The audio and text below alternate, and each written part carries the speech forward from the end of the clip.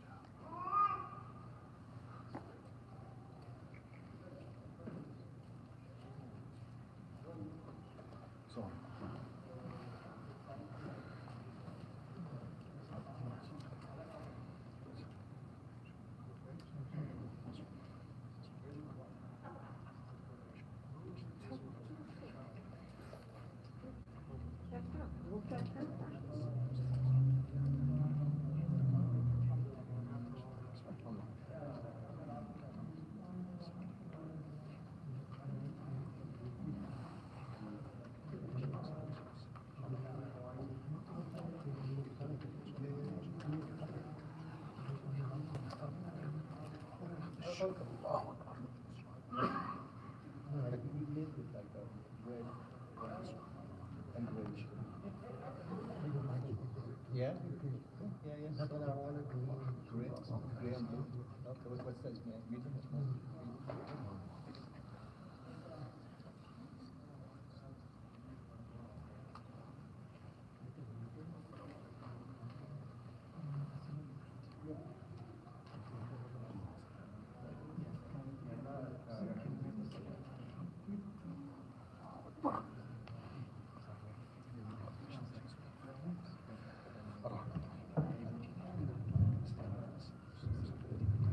السلام عليكم ورحمة الله.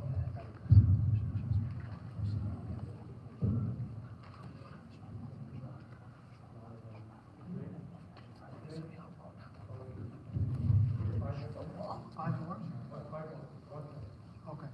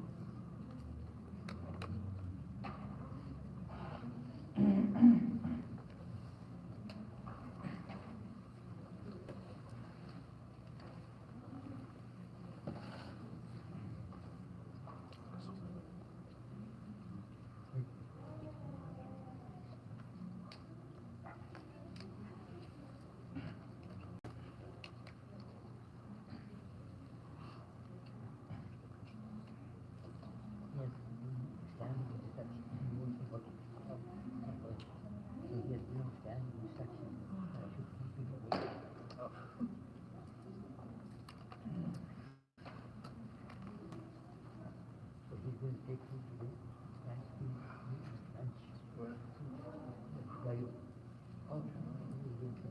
What's that?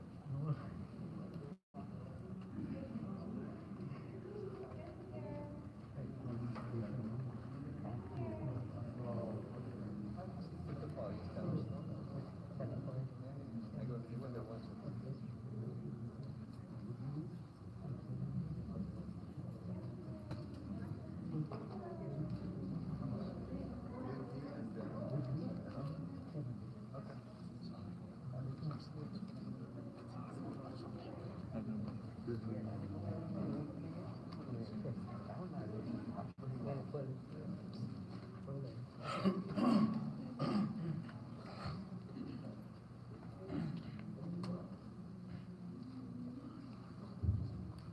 Assalamu alaikum warahmatullahi.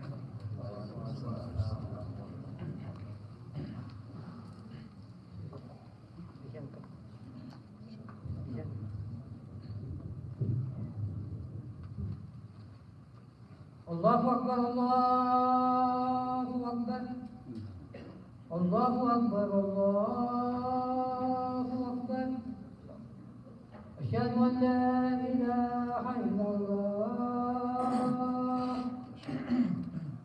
Asyhadu an la ilaha illallah. Asyhadu anna Muhammadan Rasulullah.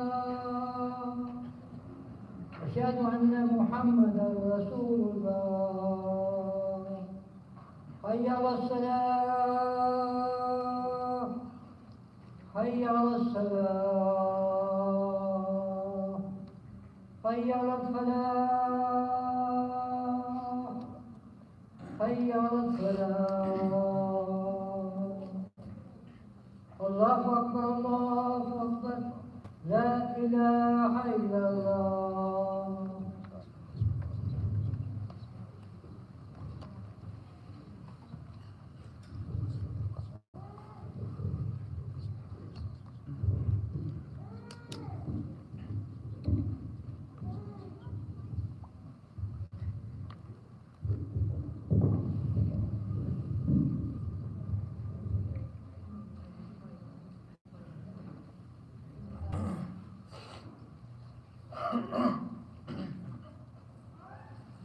Bismillah, alhamdulillah, wassalatu wassalamu ala rasulillah wa ala alihi wa sahbihi wa man wala. All praise and glory belongs to Allah, the most compassionate, the most merciful, the most kind, the most forgiving, the most generous, the most patient, our sustainer, our guide, our provider, and the most subtle in how He intimately knows what is in our hearts and what plagues or bothers us in our minds. And may the best and choicest peace and blessings be upon Muhammad sallallahu alaihi wasallam, our example, our guide, and our messenger, his family, companions, and those of us who Alhamdulillah, we have another opportunity to be together for Jum'ah, another opportunity to remember our Creator, remember ourselves, and to remember what our purpose is with this limited time that we have. Brothers and sisters, I'm sure that I'm not alone in experiencing loss and sickness in the last few weeks. There have been a lot of members of our community that have been sick and some that have passed away. 2 weeks ago, a childhood friend of mine, someone that I used to teach, and someone that I spent time with, who was an intern at a company that I worked at. A young, bright, happy, cheery, positive individual who passed away suddenly. We do not know the time that we have on this earth, but we do know that when we experience death, the reality of our expiration date hits very clearly and very bluntly. I remember seeing his body being lowered into the grave, and it was a slap in the face, and it reminded me literally about the reality every single one of us is going to inevitably face. But for some reason, it doesn't dawn on us. For some reason, it doesn't dawn on us until we see it in the flesh, so to speak. And that experience left me, as I'm sure it has for all of us, asking the big questions in life. Why am I here? What do I hope to leave behind when I leave my time on earth? Who do I want to impact? What am I going to be remembered by? How am I going to be remembered? And who am I going to impact? And how am I going to impact the people that are closest to me? Allah subhanahu wa ta'ala says, فَإِذَا جَاءَ أَجَلُهُمْ لَا يَسْتَأْخِرُونَ سَاعَةً وَلَا يَسْتَقْدِمُونَ. When their specified time arrives, they cannot delay it but for a moment, nor can they bring it forward. Death is not a good thing or a bad thing. It just is a reality. There is no value judgment to it, because we look forward to going back to our Creator. We look forward to joining the most generous and the most compassionate and the most merciful. And we are taught that we behave in those exact same ways, in those exact same characteristics, and those exact same traits in our time on earth. To be compassionate, to be merciful, to be forgiving, to be generous, to be patient. And as I was thinking about these questions, what do I want? How do I want my family, my children to remember me? I looked to the example of the Prophet, peace be upon him. How was Muhammad sallallahu alaihi wasallam inside the home? How was he out in public? What characteristics did he have that I want to emulate? And the topic of today's khutbah is precisely that. Muhammad sallallahu alaihi wasallam inside and out. Inside the home and outside in the public. Allah subhanahu wa ta'ala says about Muhammad sallallahu alaihi wasallam, قُلْ إِنَّمَا أَنَا بَشَرٌ مِثْلُكُمْ. Say, O Prophet, I am a man just like you. I'm a human being just like you. And Allah subhanahu wa ta'ala also says, وَإِنَّكَ لَعَلَى خُلُقٍ عَظِيمٍ. And you are truly a man of outstanding, excellent character. Muhammad himself says about his purpose, about why Allah chose him to be a messenger and what Allah chose him to be a messenger for, and what change was he on a mission to create within us. The Prophet peace be upon him said, as we all know, I have been sent but to perfect your character. He also said, the best of you is he who is best in character. Why is there so much emphasis in the Quran and in the sayings and the example of the Prophet, peace be upon him? Why is there so much emphasis on character? The Prophet ﷺ also taught us about character. He said, nothing weighs heavier in the scales of the day of judgment than good character. Nothing weighs heavier on the scales of the day of judgment than good character. God hates what is cruel and obscene. I wanted to know what is the root of character? What is the root word, the definition? In Arabic, the root word comes from khalaqa, which is to create or to shape or to mold. Another variation of it is khalaqa, which can mean perfume. And in English, the word comes from Greek, which means to chisel. And so in both English and Arabic, the character is the process of chiseling, shaping, and molding who we are.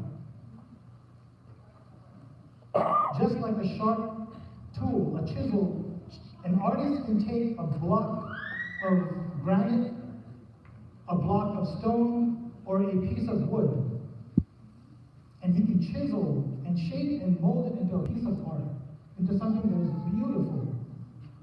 A piece of stone that nobody would have any value in, that would only be something that is an obstacle.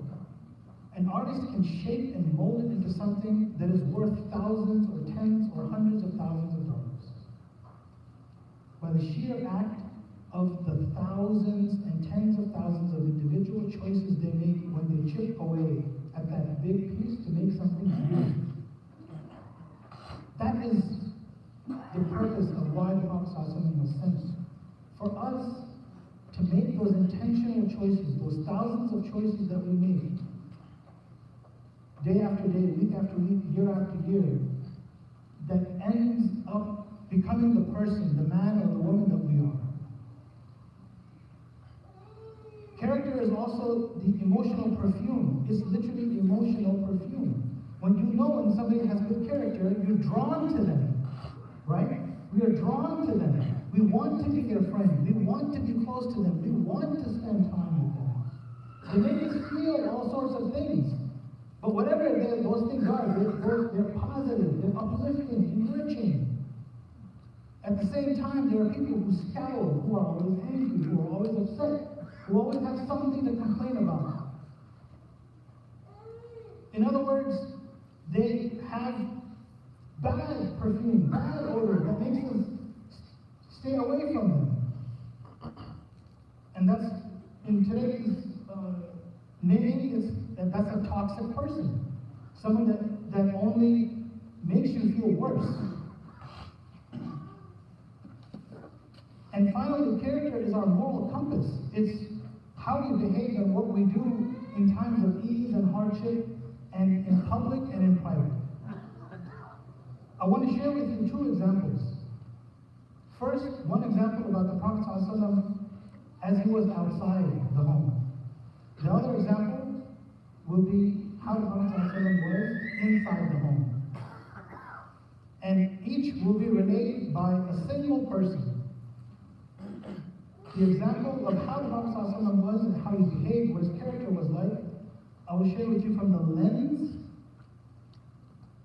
from the view, the experiences of Anas ibn Malik, a Sahabi, a young man who met and became the servant of the Prophet at the tender age of 10.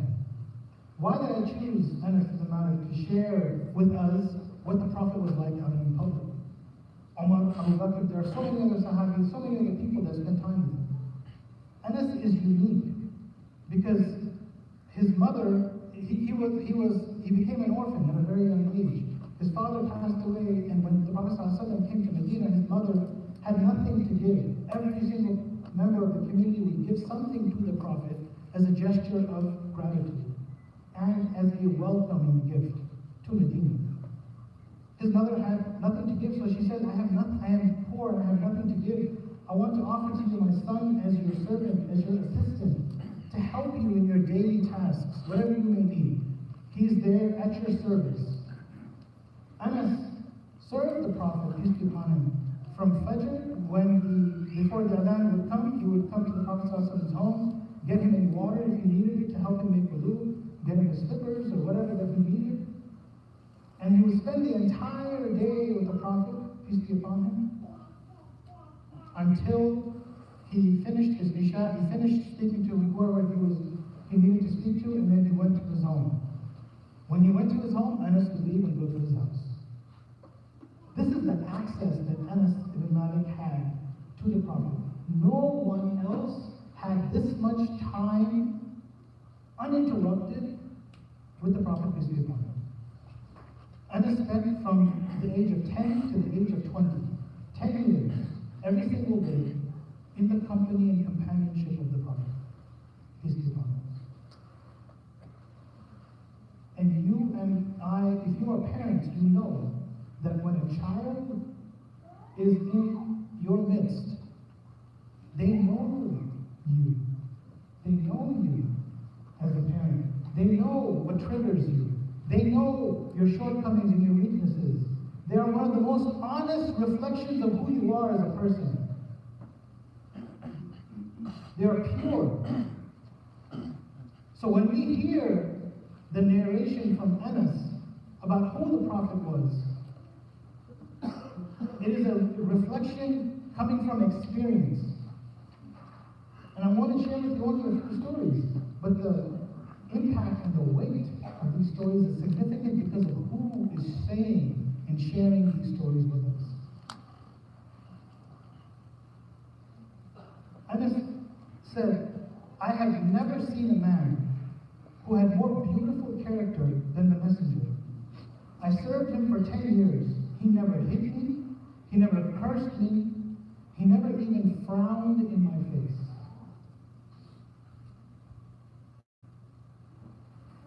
Anas continues in another saying, he said, I swear by God, the Prophet, peace be upon him, has the best character of people.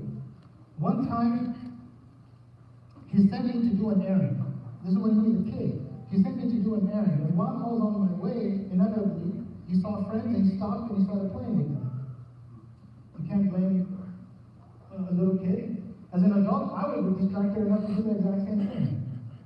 The Prophet ﷺ had sent him for something that for him was urgent, for the Prophet was urgent and important. So he followed up because he didn't hear back what happened. He followed up to go check on Anas. He walked and he found him playing on the streets. And Anas said, I saw him in the corner of my eye, and the Prophet ﷺ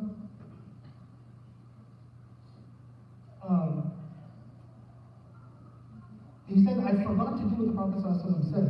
And suddenly he came to me, he sat near me, and when I looked at him, I saw him laughing. I mean, let's be honest, when I ask my son to do something, and it's important, and I find him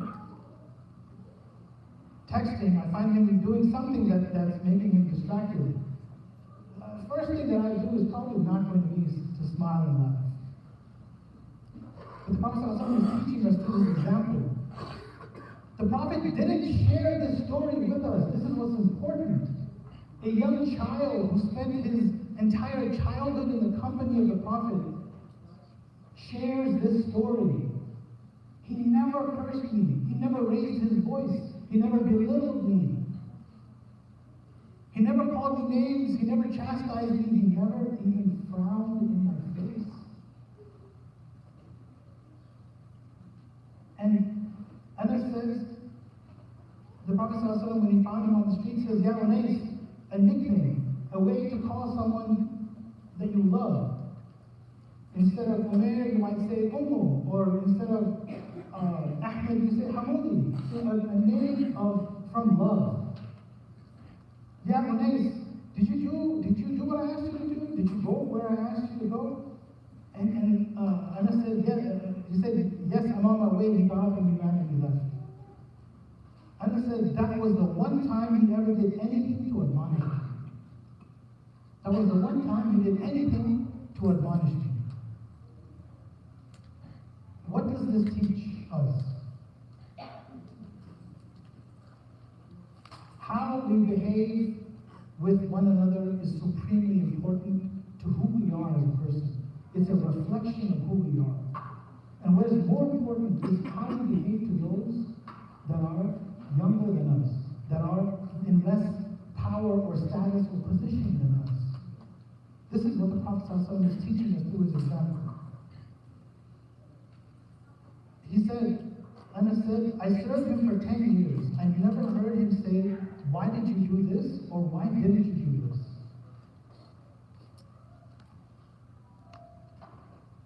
This 10 years of time that the Prophet, peace be upon him, spent with Anas was not in isolation. It was when the Prophet would travel, Anas would go with him. When the Prophet, peace be upon him, would meet dignitaries and other leaders, Anas was right there. When he strategized with his other Sahaba, Anas was there. When he would speak to and counsel and advise his community members, Anas was there. As he got older, when the Prophet ﷺ would go to battles, Anas would be with him. Anas is giving us context about how the Prophet ﷺ was with him at all times, not only in private, not only when he was sitting outside the house or sitting in the masjid. The result of this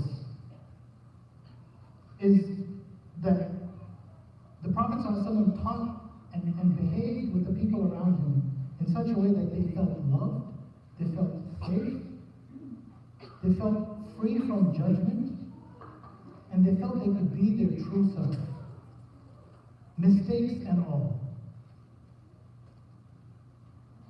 Anas lived for 80 years after Prophet ﷺ passed away. He was one of the last Sahabi to pass. That generation of companions, he was one of the, if not the last person to pass away. For 80 years, Anas taught people about the life and the character of the Prophet ﷺ. People would travel from countries, different countries, to come sit with him to learn directly from a companion of the Prophet about who the Prophet was. I want to share with you the next example. What was the Prophet like inside? We talked about what his behavior was like outside the home. What was the Prophet like inside the home?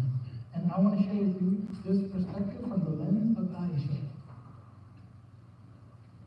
Why Aisha?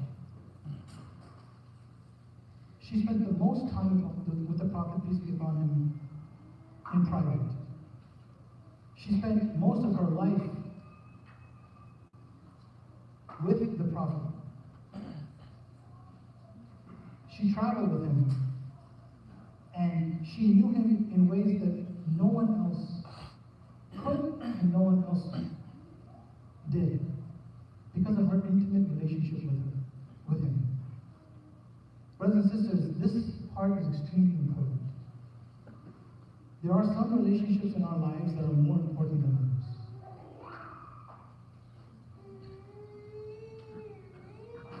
There are some relationships in our life that are far more important than others. And perhaps at the very top or near the very top is the relationship with your spouse. If you are lucky enough to be married, you know that when your relationship with your spouse is excellent, everything else in life is beautiful. Whether you have financial problems or issues with your business partner or employees or co-workers or issues at school, what have you. When life with your spouse is beautiful, everything else is beautiful. But when life with your spouse is hard and harsh and combative, everything else sucks. You can have the greatest job, you can be making a lot of money. How many people do we know that make a lot of money but are miserable because when they come home, they are in misery? This example from the lens of Aisha is very important because it tells us how the Prophet ﷺ behaved with his wife. It was the most intimate of his relationships. She said, the Prophet ﷺ said, the best of you is he who is best to his family, and I am the best to my family. The best of you is the one that is best to their family, and I am the best to my family. How does that look like? What does that look like for the Prophet to say that he's the best to his family? So we look at Aisha, and she said he used to work for his family, and when he heard the call to prayer, he would go out. He would insist on repairing his own clothes and his own shoes. He cleaned up after himself, and he cleaned the home.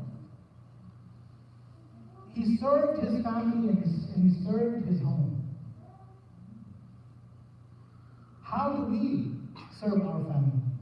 Whether you're a man or a woman, how do we serve our family? Or do we relegate responsibilities of cleaning only to the wife or the mother? Or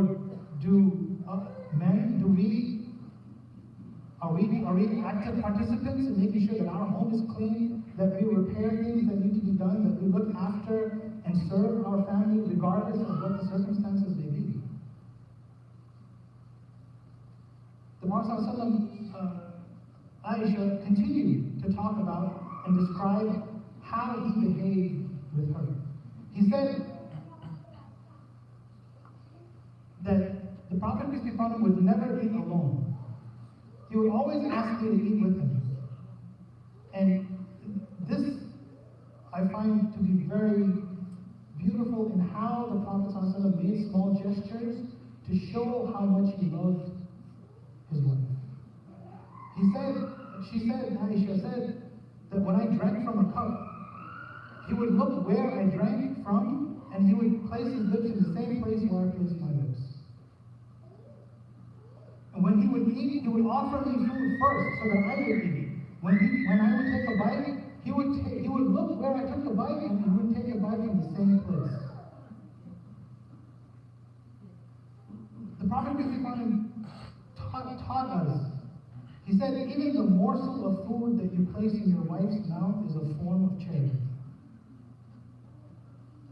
To be intimate, to be personal, to be vulnerable, to be open with our spouses is extremely important in having a healthy, strong relationship at home. And when that relationship at home is strong, everything else that we do will become stronger. And I want to just end with just a couple other examples. Aisha described herself as a jealous woman. And she said the Prophet ﷺ made it a point to never stay away from me for too long. Even when he performed the i'tikaf, which is the sunnah of spending time in the masjid, where we distance ourselves from everything else, our daily responsibilities, to internally connect to our Creator at the masjid, and we don't leave the masjid. That's the sunnah of the Prophet ﷺ. He would practice that. She said even when he was at i'tikaf, he knew how much I missed him. And sometimes he'd spend 10 or up to 20 nights at the masjid. And he didn't leave the masjid. But because he knew that I needed and craved his attention and some of his time, every single day the masjid was, the wall of the masjid was a shared wall with the home of the Prophet, peace be upon him. And there was a window.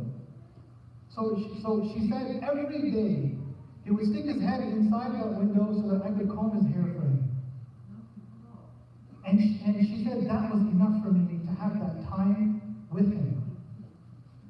And that would comfort me for the rest of the day. The Prophet, peace be upon him, would make Aisha feel special and secure. In a very famous example of the Habashi tribe from Africa that came, they went to the masjid and they were performing a dance. The Prophet, peace be upon him, invited Aisha to come join. And Aisha said that I sat behind him, I put my arms around him, and I put my head on his shoulders, and I watched. And together we watched this dance at the masjid. And we were watching it for a long time. And the Prophet, in this entire time, her arms are around him, and she's resting her face on his shoulder. The Prophet ﷺ said, after some time, are you satisfied? She said, no. So they continued watching, and she continued embracing him in that same way. Some more time passed. The Prophet asked her, are you satisfied? She said, no. They continued watching, and she stayed embracing him in the same way. And the Prophet ﷺ asked, are you satisfied? And she said, yes. And she relates to us, in her account of the story, Aisha said, I was satisfied a long time ago. I just needed reassurance of his love and his attention to me. I just needed that assurance. The Prophet, peace be upon him, is the leader of a community and of a nation. The Prophet ﷺ is the leader of an army. The Prophet ﷺ is meeting with dignitaries and other world leaders. The Prophet ﷺ is a judge. He's an advisor to his community. He has hundreds of companions that are desperately trying to get his attention, that are vying for his attention. Aisha wants to know, she wants to feel reassured of her position in the heart of the Prophet, peace be upon him. And whenever Aisha asked, the Prophet ﷺ would give.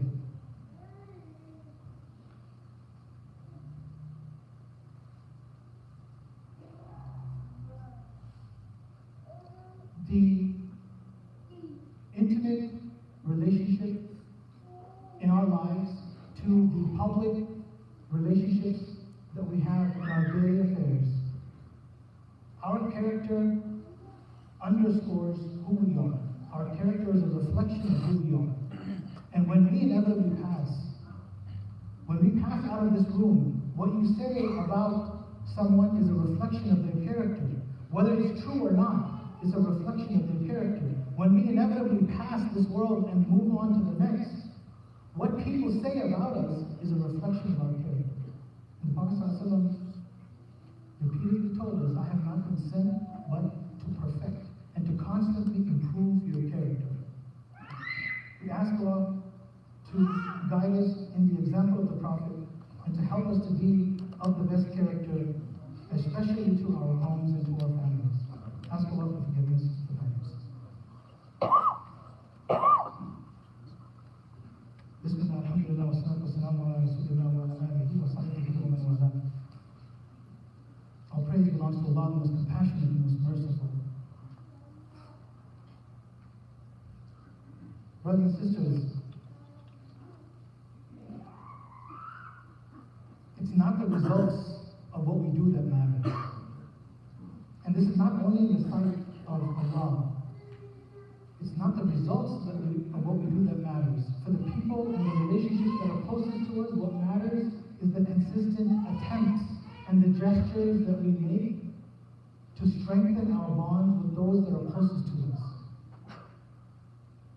And in the Prophet's example, he taught us what it is like to be a member of a community, what it is like to be someone that is a leader, what it is like to be someone who is a mentor, what it's like to be a husband, what it is like to be a wife. How we behave with one another underscores how a community is built and underscores how a nation is built. We ask Allah to help us to be in the example of the Prophet, peace be upon him. Allahumma anta salam wa minka salam. Tabarak ya dhal jalali wal ikram. Allah, you are peace, and from you comes peace. And blessed are you, possessor of majesty and honor. Allah, we ask you for your guidance, for your forgiveness, and for your protection.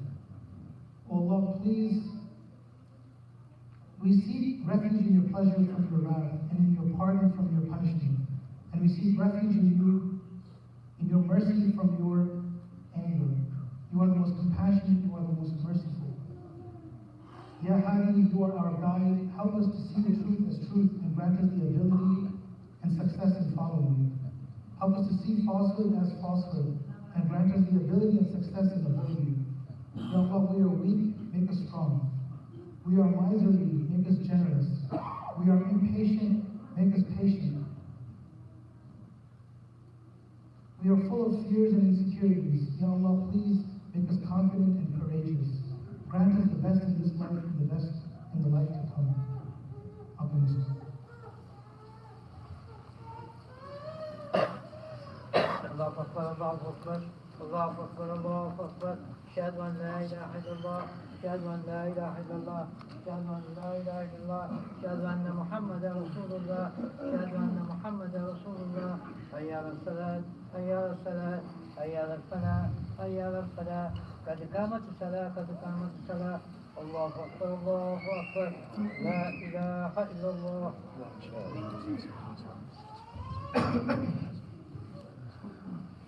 Allahu Akbar. Alhamdulillahi Rabbil Alameen. Ar-Rahman Ar-Rahim. Maliki Yawmiddin. Iyyaka na'budu wa iyyaka nasta'in. Ihdina as-sirata al-mustaqim. اهدنا الصراط المستقيم صراط الذين أنعمت عليهم غير المغضوب عليهم ولا الضالين آمين. والعصر إن الإنسان لفي خسر إلا الذين آمنوا وعملوا الصالحات وتواصوا بالحق وتواصوا بالصبر. الله أكبر.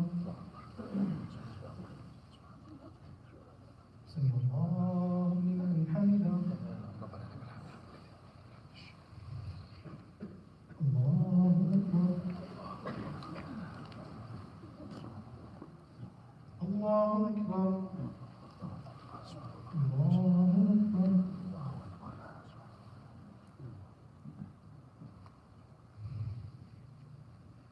الله أكبر. الحمد لله رب العالمين الرحمن الرحيم مالك يوم الدين إياك نعبد وإياك نستعين اهدنا الصراط المستقيم صراط الذين أنعمت عليهم غير المغضوب عليهم ولا الضالين.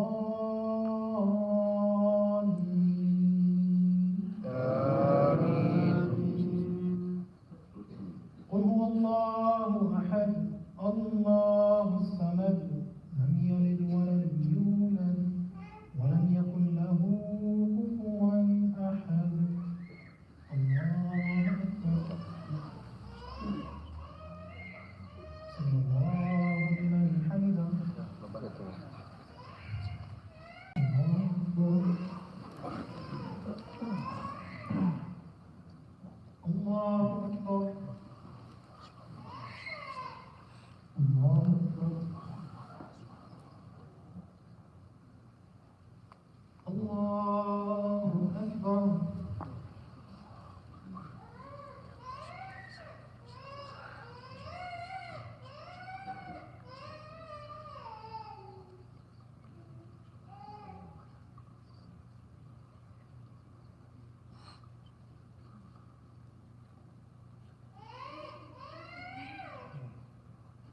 السلام عليكم ورحمة الله. السلام عليكم ورحمة الله.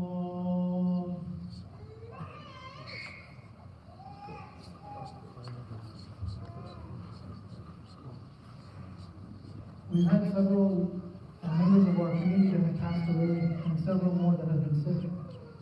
Ya Allah, please forgive those who have passed, accept them into Jannah and Firdaus al-A'la. Ya Allah, please make